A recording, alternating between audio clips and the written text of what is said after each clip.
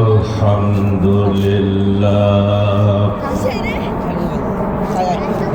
আলহামদুলিল্লাহি ওয়া কাফা ওয়া সালামুন আলা ইবাদিল্লাযীনা ইসতাফা أما بعد فقد قال الله تبارك وتعالى في الكلام المجيد والفرقان الحميد أعوذ بالله من الشيطان الرجيم بسم الله الرحمن الرحيم سبحان الذي أسرى بعبده ليلا من المسجد الحرام إلى المسجد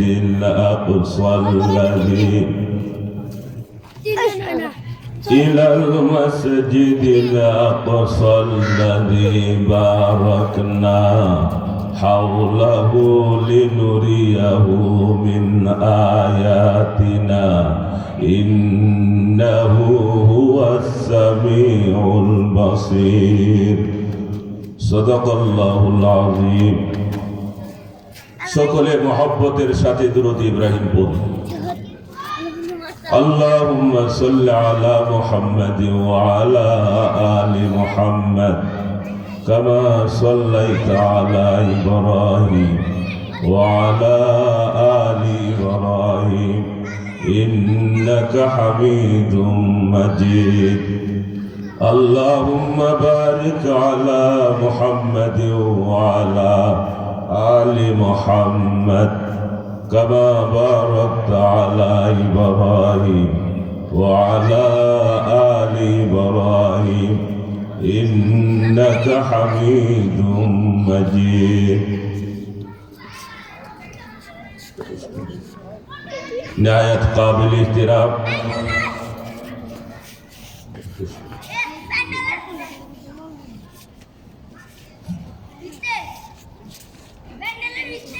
জামিয়া আবু হুরায়রা রাদিয়াল্লাহু তাআলা আনহু মাদ্রাসা ও এতিমখানা ফারিগিন ছাত্রদের পাগড়ি প্রদান উপলক্ষে ওয়াজ ও দোয়ার মাহফিলের সম্মানিত সভাপতি, উপস্থিত মঞ্চে উপস্থিত উলামায়ে কেরাম,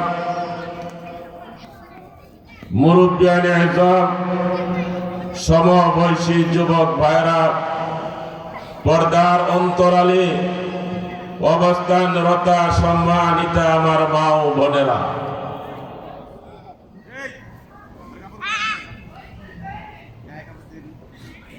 মুসলিম সমাজ আজ চরম অবনতির সম্মুখীন, ঠিক না? একে তো নাস্তিক মুরতাদদের কালো থাবা, এছাড়া ধর্মীয় শিক্ষা দীক্ষার অবক্ষয়, সমাজের অধিকাংশ লোকই নামাজ কালামের দ্বারা ধারে না, ইসলামী সভ্যতা ইমানি মূল্যবোধকে জলাঞ্জলি দিয়ে বিজাতীয় কৃষ্টি কালচার বারণ করতে মোটেই কণ্ঠাবোধ করে না। মানবতার এহেন দুর্দিনে জামিয়া আবু হুরায়রা রাদিয়াল্লাহু তাআলা আনহু মাদ্রাসা ও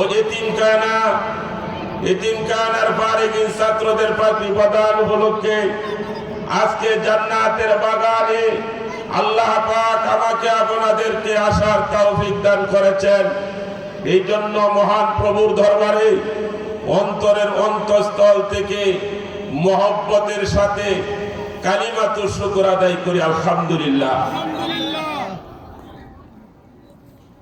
এই জায়গাটা যে আজকে জান্নাতের বাগান, এতে কোনো সন্দেহ আছে? কিন্তু বাগানে ঢুকে না, ঢুকাইতেছে না কেন? শয়তানে কয়টার ভিতরে ঢুকলেই তো হাদিসের মধ্যে আসছে, এই জান্নাতের বাগানে যারা ঢুকবে কোরআন হাদিসের কথাগুলো শুনবে, উলামায়ে কেরামের বাণীগুলো শুনবে, কোরআন হাদিসের কথাগুলো শুনবে। আল্লাহ পাক ফেরেশতাদেরকে জিজ্ঞাসা করেন, ও আমার ফেরেশতারা, কোথায় থেকে এসেছো? বলবে উমুক মাদ্রাসার উদ্যোগে কোরআন হাদিসের আলোচনা হয়েছিল, ওই জান্নাতের বাগান থেকে এসেছি। বলবে আমার বান্দারা কি বলে? আমার বান্দারা জান্নাত চাই, জাহান্নাম থেকে পানা চাই। আল্লাহ পাক ফেরেশতাদেরকে সাক্ষ্য রেখে বলবেন, ও আমার ফেরেশতারা, সাক্ষী থাকো, আমি এদের জীবনের সমস্ত গুনাহ মাফ করে দিলাম। গুনাহ মাফ হয়ে যাক, আমরা চাই কিনা? কিন্তু শয়তানে চায়নি। শয়তান এই জন্য বলে রাস্তা থাক,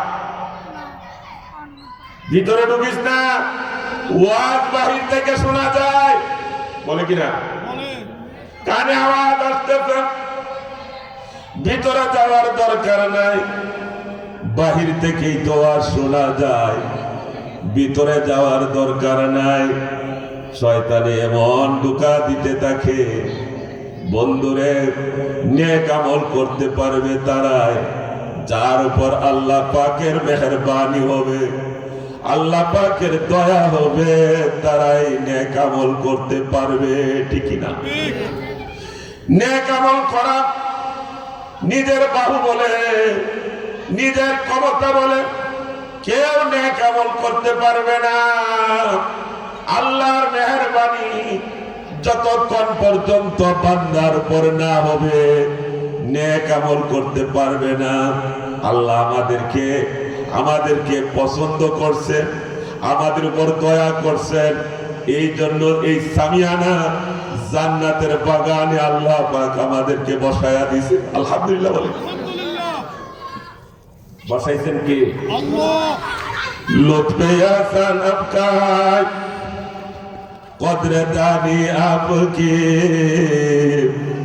बंदा कैसा है कैसा है मेहरबानी आपकी, बंदा कैसा है कैसा है मेहरबानी आपकी।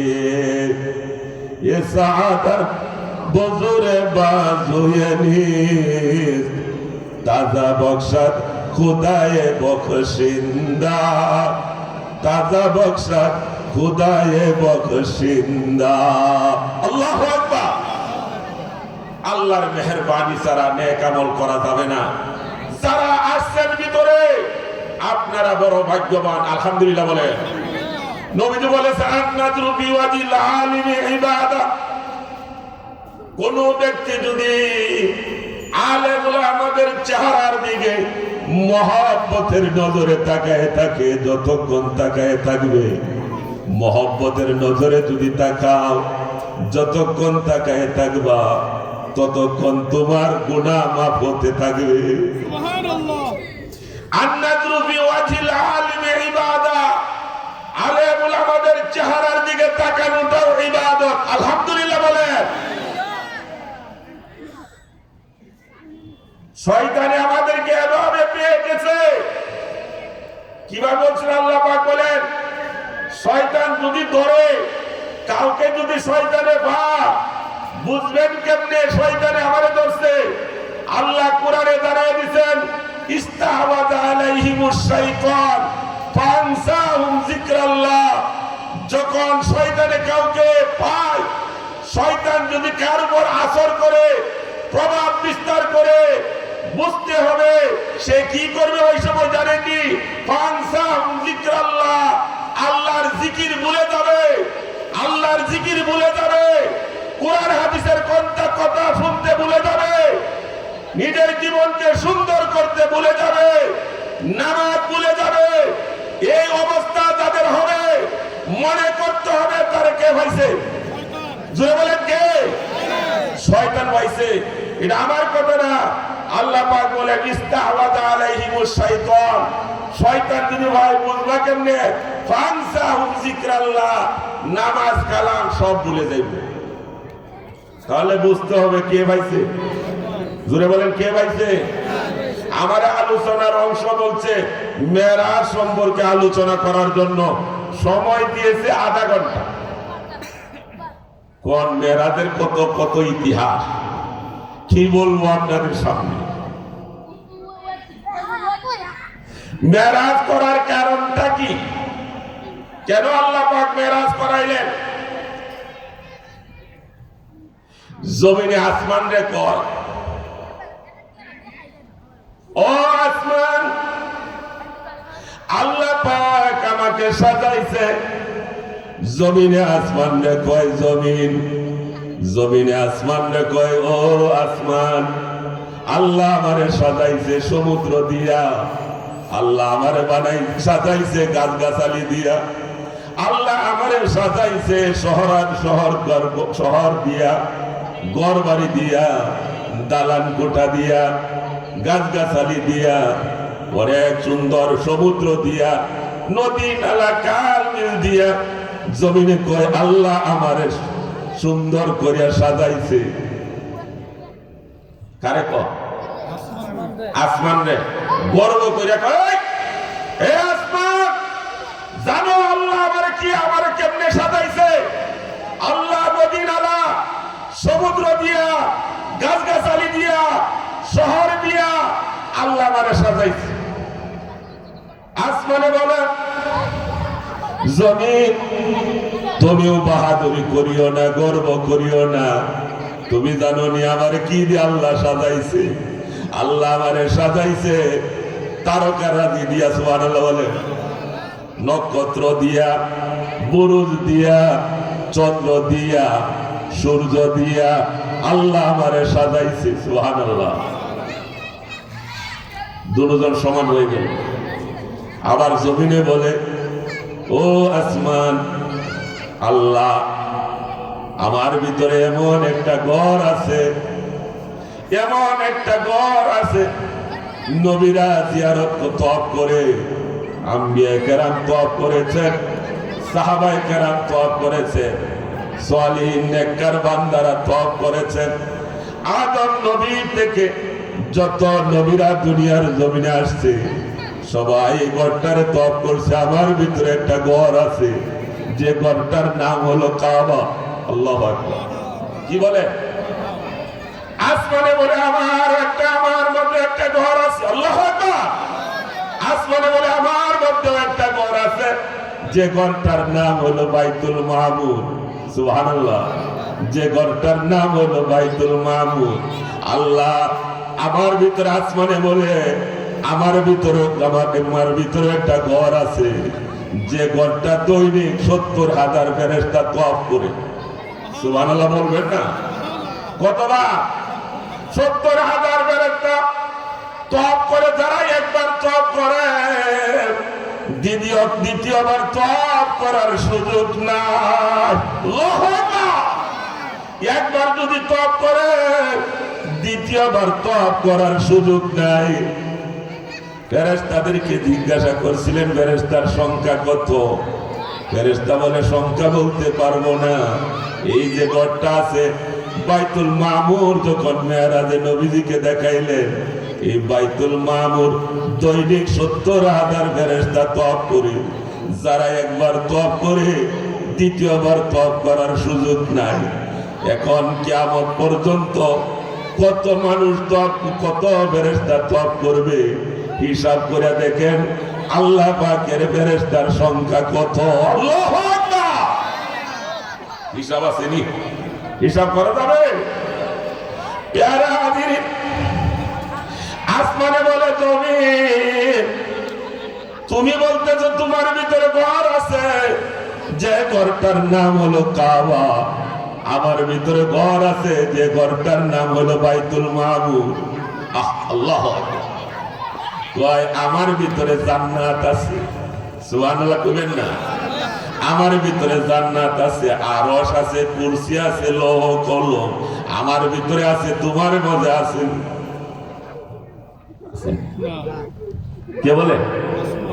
আসমানে বলে আমার ভিতরে জান্নাত আছে, আমার ভিতরে জান্নাত আছে, আমার ভিতরে আরশ কুরসি লৌহ কলম আছে, তোমার ভিতরে জান্নাত আসেনি? আসেনি বলে? এইভাবে যখন কথা বলতেছে, কয় আমার ভিতরে জমিনে, কয় গর্ব করিও না রে আসমান, গর্ব করিও না, তুমি গর্ব করিও না, তোমার ভিতরে জান্নাত আছে। এই কথা বলতেছ, আমার ভিতরে এমন একজন ব্যক্তি আছে আল্লাহ, যার নাম হলো মুহাম্মদুর রাসূলুল্লাহ সাল্লাল্লাহু আলাইহি ওয়াসাল্লাম। আমার মাঝে যার জন্য আল্লাহ পাক দুনিয়া সাজাইছে, যার জন্য আল্লাহ এত কিছু করছে, তিনি তো আমার মধ্যে আছে। আল্লাহু আকবার। তুমি যে কোরআন শরীফ পড়ো, বলে থেকে আমরা যে কোরআন শরীফ তেলাওয়াত করি, শুরুতে আমরা বলি আলহামদুলিল্লাহি রাব্বিল আলামিন, বলি কিনা? নবীজিরে আল্লাহ কয় ওয়া মা আরসালনাকা ইল্লা রাহমাতাল লিল আলামিন। আল্লাহু আকবার। আলামিন আলামিন মিলাসিনি, অর্থাৎ আল্লাহর রাজত্বের যেমন সীমানা নাই, রাসালতের সীমানাও নাই। আল্লাহর রাজত্ব যতটুকু চলে, আল্লাহর রাজত্ব যতটুকু, রাসালত চলে তত জায়গায়। আল্লাহর রাজত্ব যতটুকু, আল্লাহর রাজত্ব চলে ওই জায়গায় রাসালত চলে। সুবহানাল্লাহ, আল্লাহু আকবার। এই নবীর উম্মত, আমার ভিতরে এমন একজন নবী আছে, যে নবীর নাম হলো মুহাম্মদুর রাসূলুল্লাহ সাল্লাল্লাহু আলাইহি ওয়াসাল্লাম। তোমার মাঝে আসেনি? আসেনি? এবার আসমাল্লাহ জবাব হয়ে গেছে, কোন উত্তর দিতে পারতেছে না, কোন জবাব দিতে পারতেছে না। কি জবাব দিবে রে বন্ধু? জবাব দেওয়ার ক্ষমতা নাই। আসমান কান্দা কান্দা কয়, ও আমার আল্লাহ, আল্লাহ তুমি তো অপারক যখন হয়ে যায়, অপারক ব্যক্তি যখন অক্ষম হয়ে যায়, তার পাশে কেউ যখন না থাকে, তখন তুমি তারে সাহায্য করো।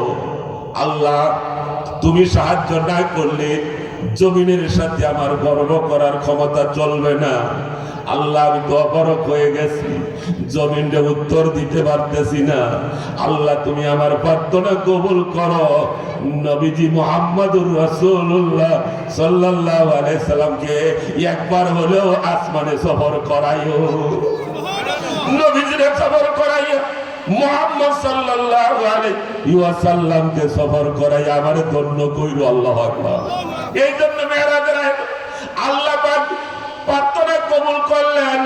সাথে মেরাজের রাত্রে জিবরাইল আলাইহিস সালামকে আল্লাহ পাক ডাক দিয়ে কয়, জিবরাইল যাও, জান্নাতে যাও, একটা বুরাক নিয়ে আসো। জান্নাতে যখন জিবরাইল গেছে বুরাক আনতে, বুরাকটা জানবে, গিয়া দেখে বুরাক আনবে একটা, বুরাক হলো 40,000। কয় হাজার? একটা বুরাক নিয়ে আসো, আমার বন্ধুরে আমার সাথে সফর করাবো। আল্লাহ বলে আমার কাছে নিয়ে আসবো, আমার বন্ধুরে আমার কাছে নিয়ে আসবো রে জিবরাইল। একটা জান্নাত থেকে বুরাক নিয়ে আসো। জান্নাতে যখন জিবরাইল আলাইহিস সালাম গেলেন, গিয়া দেখে জান্নাতে বুরাক একটা না, দুইটা না, 40,000 বুরাক। প্রত্যেকটা বুরাকের কপালে, প্রত্যেকটা বুরাকের কপালে লেখা মুহাম্মাদুর রাসূলুল্লাহ। আল্লাহু আকবার। প্রত্যেকটা বুরাকের কপালে লেখা মুহাম্মদ, প্রত্যেকটা বুরাকের কপালে লেখা। কোন বুরাক টানবে? খুঁজতেছে খুঁজতেছে, দেখি একটা বুরাক বড় দুর্বল, তার চোখে দিয়ে ঝরঝরায় পানি পড়তেছে। জিবরাইল আলাইহিস সালাম বলেন, মাওলা রে, বুরাকের জবানটা একটু খুলিয়া দাও, বুরাকের কিছু কথাবার্তা আমি শুনি। বুরাকরে জিজ্ঞাসা করে, বুরাকের 40,000 বুরাক আছে, সব বুরাক গুলো দেখা যায় মোটা তাজা দেখা যায়, জান্নাতে ঘুরে ঘুরে বেড়ায়, অনেক কিছু ফলমূল খায়, কিন্তু তুমি তো দেখি তোমার চোখেতে ঝরঝরায় পানি পড়তেছে, তোমার শরীরটা তো হালকা হয়ে গেছে। কেন হালকা হয়ে গেছে রে বুরাক? কয় যেদিন থেকে মুহাম্মদের নামের সিল আমার কপালে পড়ছে ওই দিন থেকে মুহাম্মদের নামে আমি পাগল হয়ে গেছি। আমি পাগল।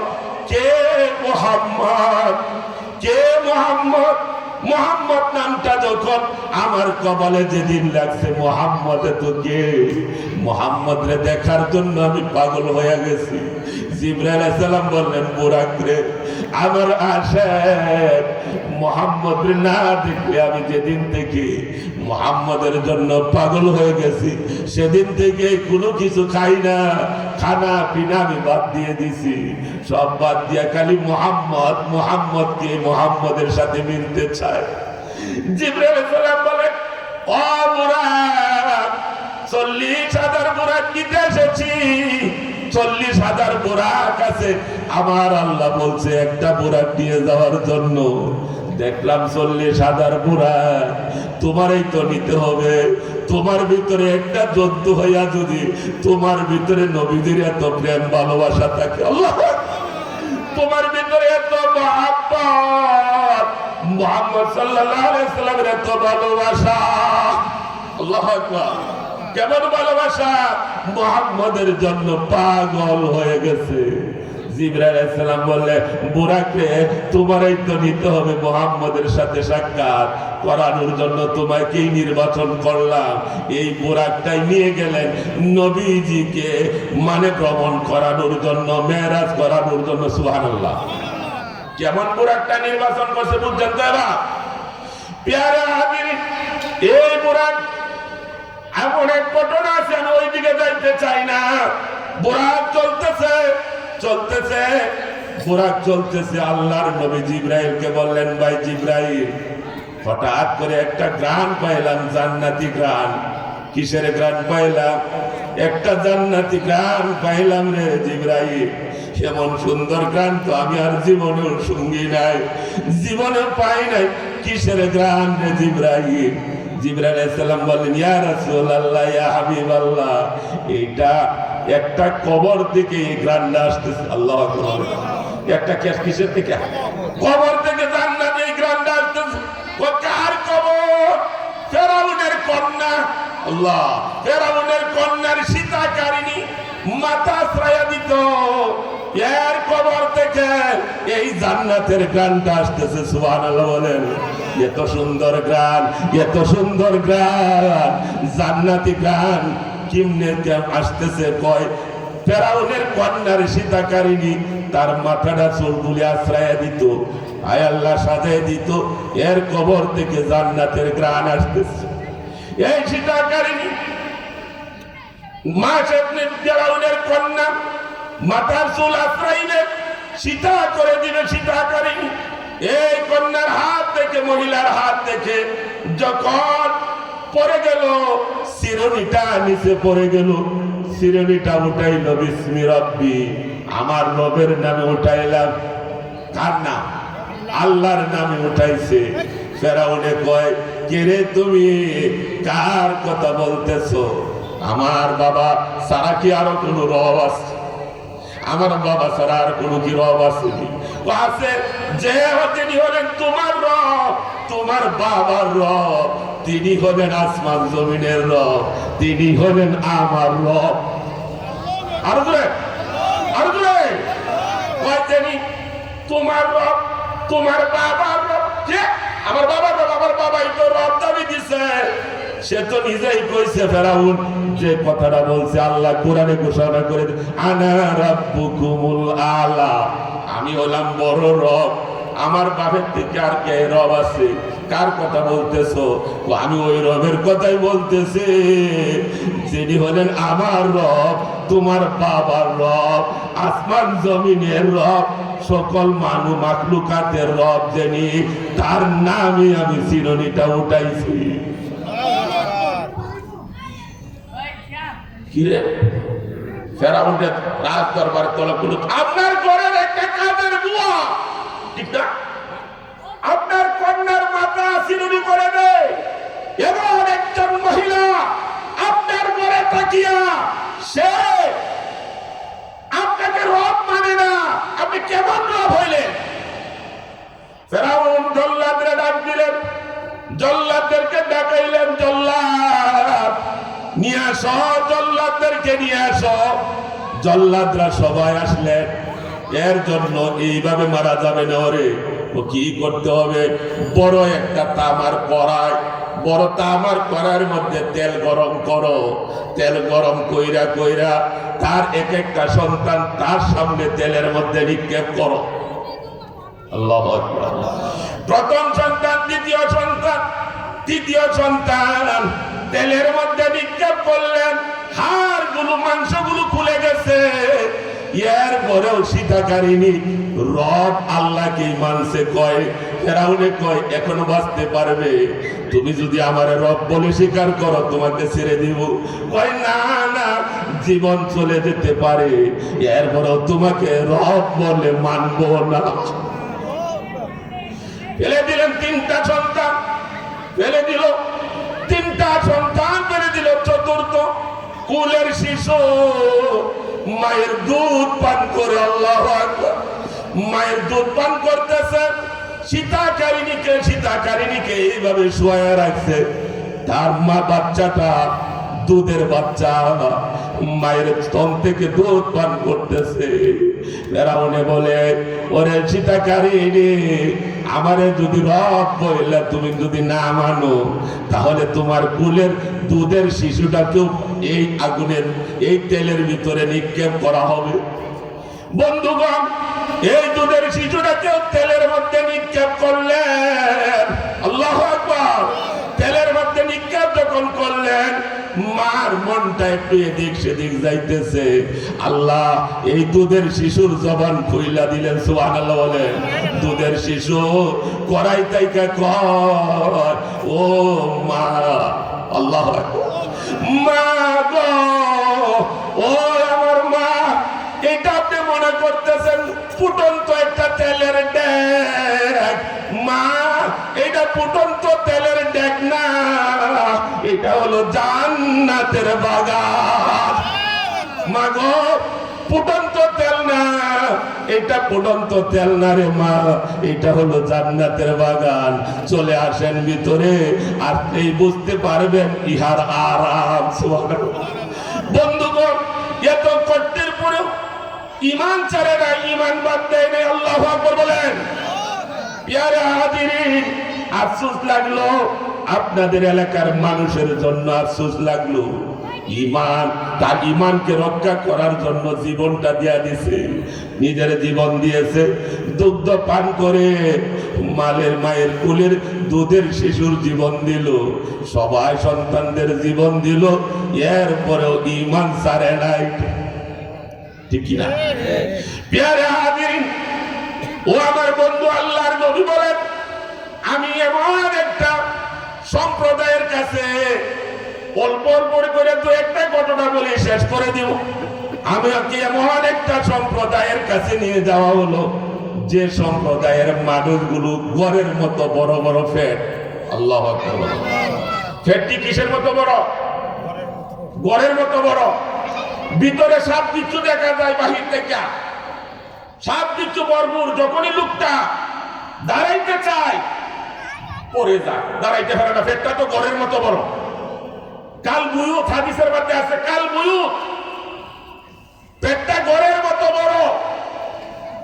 এই অবস্থায় যখন দেখলেন, আল্লাহর নবী জিজ্ঞাসা করলেন, ভাই জিবরাইল, কারা এরা? এরা কোন ধরনের লোক? আল্লাহর দূত জিবরাইল আলাইহিস সালাম বলেন, ইয়া রাসূলুল্লাহ, ইয়া হাবিবাল্লাহ, এদেরকে আপনি চিনেন না? এরা হলো আপনার উম্মতের সুদখোরেরা। আস্তে কইলেন যে, জোরে বল, আরো জোরে। দুনিয়ার জমিনে যারা সুদ খাবে, তাদের পেটটা গড়ের মতো বড় হবে, ভিতরে সব কিছু কিলবিল করবে, দাঁড়াইতে চাইলে দাঁড়াইতে পারবে না। এদের শাস্তি কিয়ামত পর্যন্ত চলতে থাকবে। ঠিক কিনা বলে? হযরত শিবলি রাহমাতুল্লাহি আলাইহি, শিবলি রাহমাতুল্লাহি আলাইহি দেখতেছেন একটা যুবককে দেখে আল্লাহর ঘর তওয়াফ করতেছে। যুবকটা আল্লাহর ঘর তওয়াফ করে, যুবক আল্লাহর ঘর তওয়াফ করে, তওয়াফ করা যখন শেষ হয়, তওয়াফ করতে বিভিন্ন দোয়া পড়া হয়, কিন্তু যুবকে খালি নবীজির নামে দুরূদ শরীফ পড়ে, সাল্লাল্লাহু আলাইহি ওয়াসাল্লাম, সাল্লি আলা মুহাম্মদ, সাল্লি আলা মুহাম্মদ, সাল্লি আলা মুহাম্মদ। বুঝতেছেন তো আমার কথা? শিবলি কয়, কিরে এই যুবকে কি আর কোন দোয়া জানে না? তওয়াফ শেষ করার পরে, তওয়াফ যখন শেষ হয়ে গেল, তওয়াফ শেষ করার পরে কে জিজ্ঞাসা করে 7 চক্কর দেওয়ার পরে এক তওয়াফ মাকামে ইব্রাহিমের পিছনে 2 রাকাত নামাজ আদায় করার পর যুবকরে শিবলি রহমাতুল্লাহি আলাইহি জিজ্ঞাসা করলেন যে তোমার এই অবস্থা কেন, তুমি কি অন্য কোনো দোয়া জানো না? সিগন্যাল এসে গেছে, শেষ হয়ে একটু শেষ করে দেব ইনশাআল্লাহ। তুমি কি অন্য কোনো দোয়া জানো না? ও জানি, আমি এটাই বলবো, আল্লাহু আকবার বলেন। আমি নবীজির সাথে দুরূদই বলবো। ঘটনাটা কি, কারণটা কি একটু খুলে বলো। কয় আমার বাবারে নিয়ে হজে আইতেছি বাগদাদ থেকে আমার বাবারে নিয়ে হজে আসছি। হজে যাই, রাস্তার মাঝে আমার বাবা অসুস্থ হয়ে গেছে, এমন ভীষণ জ্বর, জ্বরের কারণে আমার বাবা মারা গেছে। জ্বরের কারণে কি করছে? রাস্তায় মারা গেছে, হজ অবস্থায়। কিন্তু আমার বাবারে চাদর দিয়া চেহারাটা ঘুরে দিব, শরীরটা ঘুরিয়া আমি মানুষদেরকে জানাইবো, এই পাশের প্রতি এলাকার লোকদেরকে জানাইবো আমার বাবা ইন্তেকাল করেছে, হজে আসি আপনারা একটু জানাজা দাফন কাফনের ব্যবস্থা করেন। জানাবো। এই অবস্থা যখন শরীরটা ডাকতে যায়, চেহারাটা ডাকতে যায়, তখন দেখি চেহারাটা শৌরের চেহারা হয়ে গেছে। কে চেহারা? আচ্ছা কোন এখন কি আর ডাকতে ভালো লাগে? সর্বনাশ, মানুষে যদি আসিয়া দেখে এই লাশটা ভাইয়েদের চেহারাটা শৌরের চেহারা হয়ে গেছে, তাহলে তো আমার উপায় থাকবে না। মানুষ আমাকে কি বলবে, মানে কি বলবে? এই জন্য ফজর থেকে জোহর, জোহর থেকে আসর, আসর থেকে মাগরিব, মাগরিব থেকে এশা পর্যন্ত ক্রন্দন করতেছেন, কাঁদতে কাঁদতে কাইল হয়ে গেছে, দুর্বল হয়ে গেছে, কাঁদতে কাঁদতে ওই যুবকের ঘুম এসে গেছে। এমন অবস্থায় আল্লাহর নবী আয়া হাজির হয়ে গেছে। সুবহানাল্লাহ, আল্লাহর নবী হাজির হয়ে গেছে। দবদবা সাদা পোশাক পরিহিত একজন ব্যক্তি হাজির। আসিয়া কি করলো? আমার বাবার চেহারা থেকে চাদরটা যখন সরাইলো, সরাই হাতটা বুলাইয়া দিছে, বুলাইয়া দেওয়ার সাথে সাথে আমার বাবার চেহারাটা আগের চেহারার মতো হয়ে গেছে। সুবহানাল্লাহ, এখন আর শৌরের চেহারা নাই। যখন লোকটা চলে যাইতেছে, আমি জিজ্ঞাসা করলাম তার কদমে পড়ে, কে আপনি? এই বিপদের সময় আমাকে পরিচয় দিলেন, আমার একটা উপকার করলেন, আপনার পরিচয়টা জানতে চাই, আপনার পরিচয়টা দেন, আপনি কে? ওই লোকটার নবীজি বললেন, তুমি কি আমারে চিনো না? আমার নাম কালমাতে আছে, আমার নাম নামাজে আছে, আমার নাম আজানেও আছে। সুবহানাল্লাহ, কালমা মে নাম জুমে একামত মে আজামে, হাই নামে এলাহি সে মিলা নামে মুহাম্মদ, হাই নামে এলাহি সে মিলা নামে মুহাম্মদ। আমার নাতিনের নাকি আছে, আমার নাম তো কালমাতেও আছে, আমার নাম আজানেও আছে, আমার নাম একামতেও আছে, আমার নাম আল্লাহর জান্নাতের দরজাও লেখা আছে। মুহাম্মদ রাসূলুল্লাহ। তাহলে আপনি কিভাবে খবর পাইলেন? তোমার বাবা দৈনিক শেষ করে দিতে, দৈনিক 300 বার দুরূদ শরীফ পড়ে। কতবার? 300 বার দুরূদ শরীফ পাঠ করে। এই আজকে ফেরেশতা দুরূদ নিয়ে যখন যাই নাই, আমি জিজ্ঞাসা করলাম, কিরে উমুকের দুরূদটা তো উমুকের পুত্র, উমুকের দুরূদ তো আসতেছে না। সে তো মারা গেছে অমুক জায়গায়। আল্লাহু আকবার, সে তো মারা গেছে। আল্লাহ রুহানি তাওয়াজ্জুহ ফয়েজে আমি এখানে হাজির হলাম, তার এরকম বিপদে কাজ আসলাম, তার কাজ করলাম। জিজ্ঞাসা করলেন, উপকার করলেন, দুরূদ পড়ার কারণে আমার বাবার চেহারাটা আগের মতো সুন্দর চেহারা হয়ে গেছে। বুঝতেছি, বলুন তো আমার বাবার চেহারাটা কেন শৌরের চেহারা হয়েছিল? শৌরের চেহারা হওয়ার কারণটা কি? নবীজি বললেন, তোমার বাবা ডেলি সুদ খাইতো। ডেলি কি খাইতো? নাউজুবিল্লাহ কইতেন না? সুদ করে আপনার গ্রাম অঞ্চলে নাই? আল্লাহ এদেরকে হেদায়েত দান করুন, সকলে বলেন আমিন। আমার আলোচনা থেকে যা যতটুকু আলোচনা করেছি, আল্লাহ পাক আমাকে আপনাদের সকলকে আমলের তৌফিক দান করুন, সকলে বলি আমিন। আপনাদের মাদ্রাসার মুহতামিম মাওলানা জাবের আহমদ সাহেব মুহিব্বিন মানুষ, মহব্বতের মানুষ। আপনাদের করণীয় হবে এই মাদ্রাসার সাথে সম্পর্ক রাখা, এতিম ছাত্রদের প্রতি খেয়াল রাখা। আপনারা যে কেমন মহব্বত করেন এটা বুঝতে পারছি। এত সুন্দর স্টেজ প্যান্ডেল ব্যবস্থা করলো, আর আপনারা যদি আজকে গানের কোনো আসর হইতো তাহলে সামিয়ানা এত সুন্দর দরকার ছিল না, ঠিক কিনা বলেন? আল্লাহ এদেরকে হেদায়েত দান করুন, সকলে বলেন আমিন। আমি বইলা যাইতেছি, দূর দূরান্ত থেকে মেহমানরা আসতেছে, আপনারা যে কদর করলেন না এই জন্য ছাড় দিত না। ছাড় দিবনি? মেহমানরা আসছিল, প্রতিদিন এখানে ওয়াজ হবে, কালকে ওয়াজ হবে, কেন আসলে না? কেন আসলে না? ছাড় দেওয়া হবে না। কিন্তু যারা এসে গেছেন, যাদেরকে আল্লাহ কবুল করছেন, বসার কারণে কাল কিয়ামতের ময়দানে এই বসাটাও নাজাতের উসিলা হইতে পারে। এই জন্য আল্লাহর কাছে বলি, আল্লাহ এই মাহফিলটাকে নাজাতের উসিলা বানায় দেন, সকলে বলেন আমিন। মাদ্রাসার প্রতি মহব্বত রাখবেন। আলোচনা করার সময় নাই, শেষ হয়ে গেছে। ভাইজান বলছিল মাদ্রাসার কথা, দু একটা কথা বলার জন্য বলবো না, অন্য উলামায়ে কেরাম বলবেন। মাদ্রাসার প্রতি, তালিবুল ইলমদের প্রতি মহব্বত, ভালোবাসা দেখানোর কারণে কি লাভ, কি হয়, উলামায়ে কেরাম বর্ণনা করবেন। আপনারা অনেক শুনতেছেন। আল্লাহ পাক আমাকে আপনাদের সকলকে আমলের তৌফিক দেন, সকলে বলি আমিন। ওয়া আখিরু দাওয়ানা আনিল হামদুলিল্লাহি রাব্বিল আলামিন। আসসালামু আলাইকুম ওয়া রাহমাতুল্লাহি ওয়া বারাকাতুহু। আলহামদুলিল্লাহ, জাযাকাল্লাহ খাইরান জাযা, বারাকাল্লাহু ফি হায়াতি। হযরত আল্লাহ তাআলা হায়াতের ভিতরে বরকত দান করেন, সকলে বলে আমিন।